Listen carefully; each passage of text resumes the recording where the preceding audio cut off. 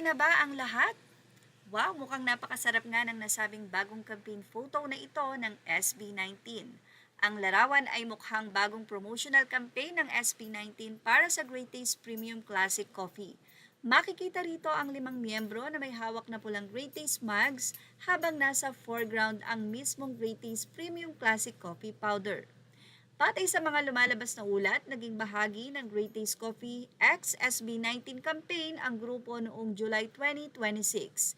At ito naman ay nakumpirma sa mga online community posts na inilabas ang promotional material ng partnership noong July 11 and 12. Kapansin-pansin din ang campaign ay nakatuon sa coffee moments at bonding, kung saan ipinapakita ang 5 miyembro ng SB19 na sabay-sabay na umiinom ng Great Taste. Ang product na nasa larawan ay ang Great Taste Premium Classic, isang coffee powder product na matagal nang bahagi ng Great Taste lineup. Wow! Ang galing naman dahil ang SB19 nga ay bagong endorser ng Great Taste Coffee at iyan nga po ay kanilang naging partner nitong nakaraang July. Panibagong endorsement deal ang hatid ng SB19 sa kanilang mga tagahanga matapos lumabas ang promotional campaign ng grupo para sa Great Taste Coffee. Sa bagong campaign image, syempre makikita na tampok ang 5 member ng SB19 na sila Pablo, Stel, Ken, Josh, and Justine na umiinom ng Great Taste Premium Classic Coffee. Makikita rin sa larawan ang produkto na bahagi ng kanilang bagong promotional material.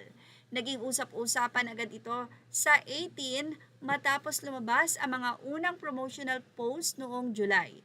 Marami sa fans ang natuwa dahil isa na naman nga pong company ang nagtiwala na makipag-collaborate sa grupo para i-promote ang kanilang product.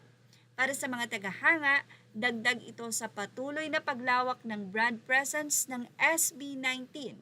Bukod sa kanilang musika at mga live performances, mas nagiging visible rin ang grupo sa iba't ibang consumer brands. Samantala, patuloy namang available sa merkado ang Great Taste Premium Classic na mukhang mauubos na nga po dahil alam nyo naman kung gaano ka-supportive ang 18. Actually, marami na nga po sa 18 ang biglang napaswitch ng brand matapos nga pong maging endorser ng Great Taste ang SB19. Lalong-lalo na nga po siguro kung may mga mukha ng mahalima sa nasabing sachet o brand ng product na ito. Well, anong masasabi nyo dyan, 18? Agree ba kayo? Talagang hindi itatapon yan ng 18 kapag may mga mukha ng SB19.